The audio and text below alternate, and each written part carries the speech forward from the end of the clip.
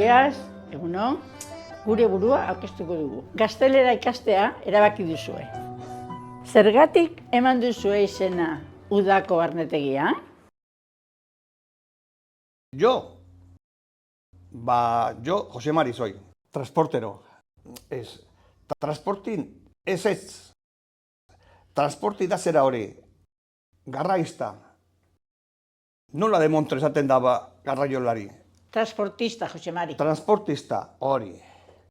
Eta zaigozu, zergatik ikasi nahi dezu? Kuadrillan erdaldun bat dut, eta alprojak ez duk ikasi nahi. Ara bestia. Erdaldun badalkatuak.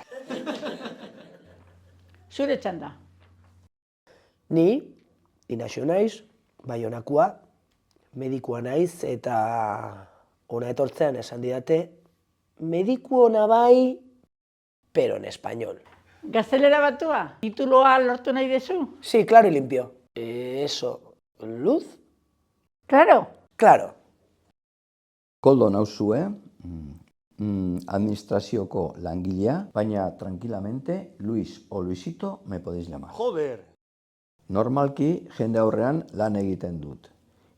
Y claro, gero eta erdaldun gehiago datoz. La verdad es que ez dut ulertzen, baina nire gaztelera hobetu egin behar dut. Konstituzioak hala behartuta. Itu, zer diozu? Ni Maixo naz, Oiartzuarra naz, eta herrian beti indugu euskeraz. Mino gazteek hitz egiten duten castellano basio eta ikasi behar. Jokin Pedreño, aekidea. Joño! Barka, perdon. Maika Goiburu naiz, lezoarra eta ertzaina. Artzainak? Eta zer dituzu, ardi asko? Bai, ardiak.